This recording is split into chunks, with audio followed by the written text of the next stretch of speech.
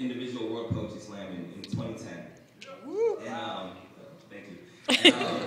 And then after that, I just felt so much pressure to be good because if somebody introduces you as the individual World Poetry Slam champion, like you can't go up and suck. You know? It's not really an option.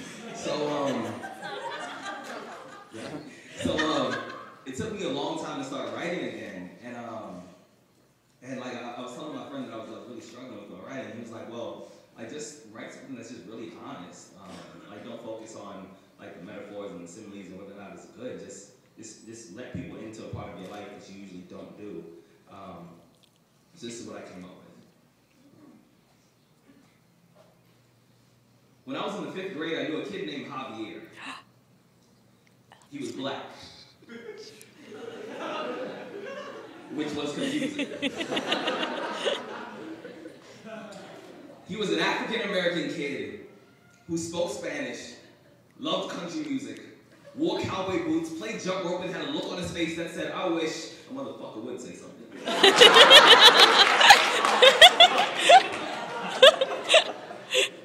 None of us said anything.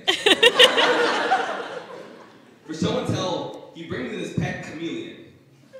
When he walks in, the eyes of every kid glaze over like the windows to our soul, shook hands with the winter for the first time. A girl with box springs in her throat felt the silence was just too heavy for her fingertips to hold on to any longer, drops to quiet like a suitcase full of habits that no one wants to keep and says, "So, what's his name?" He replies, "I call him Rudy." When the class realized that me and the lizard had the same name, they laughed until their jaws hit the floor. 20 years later, the irony, it hits me over the head like an empty Heineken bottle inside of the bar fight that I call my everyday life. I get it. You see, chameleons, they have the ability to paintbrush themselves into whatever will match their surroundings. They do it so often, they probably wouldn't be able to recognize a photograph of their own skin. They think it's far better to be invisible than it is to grind their teeth into "I dare you" and ride their spines like a magic carpet. No steering wheel, no tires, no brakes, no battery, just bravery, just faith and a chest full of the "I am not dying today." Courage has never been a chameleon's best attribute, and some days it's not mine either. I was mentored by black men with brown skin who turned yellow at the sight of swollen bellies filled with half their DNA. I was taught that a woman's vagina is just an underground railroad to masculinity, that real men have tunnel vision and treat girls like subway cars, like nothing more than a space to parallel park our genitals, a hole to bury seeds and leave orchards in our rearview mirrors. They say you gotta peel a woman like a tangerine, and your job as a man is to chameleon yourself into her trees, bite a piece of her fruit and leave the rest hanging crooked, damaged, and confused. This is an apology to every woman that I changed colors to get inside of. You see, I still haven't stumbled across the definition of man. But I know that we are hotels that stand a million war stories tall.